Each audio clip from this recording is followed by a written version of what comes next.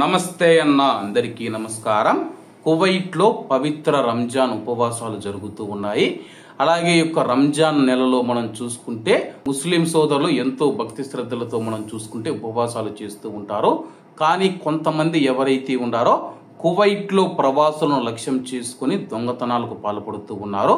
Kuwait దేశవ్యాప్తంగా పోలీసులు తనిఖీలు నిర్వహిస్తూ ఉన్నా సరే కానీ ఇటువంటి దొంగలు ఎవరైతే ఉన్నారో ప్రవాసులను లక్ష్యం చేసుకుని అయితే దొంగతనాలకు పాల్పడుతూ ఉన్నారు.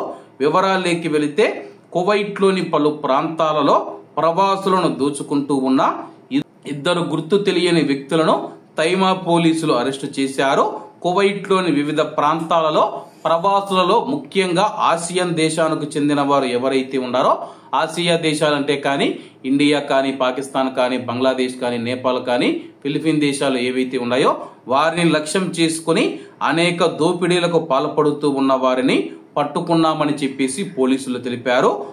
అనుమానితులు ఎవరైతే దొంగలు ఉన్నారో వాహనాలు ఆపి ప్రవాసులను బెదిరించి వారి నుంచి డబ్బులను దొంగిలించి సంఘటనా స్థలం నుంచి పారిపోయేవారని చెప్పి పోలీసులు తెలిపారు. దోపిడీలు చేసినట్లు విచారణలో నిందితులు అంగీకరించారని చెప్పేసి వారిపైన చట్టపరమైన చర్యల కోసం సంబంధిత అధికారులకు రెఫర్ చేసినట్లు అధికారులు తెలియజేశారు. కాబట్టి కువైట్లో ఉన్న మన భారతీయులు ఎవరైతే ఉన్నారో ఇటువంటి దారి దొంగల పట్ల చాలా జాగ్రత్తగా ఉండండి. ఒంటరిగా ఉన్న ప్రవాసులను లక్ష్యం చేసుకుని వీళ్ళైతే దోపిడీలకు పాల్పడుతూ ఉన్నారు. కాబట్టి అందరూ బాగుండాలి, అందులో మనం ఉండాలి. అందరికీ నమస్తే అన్న, జై హింద్.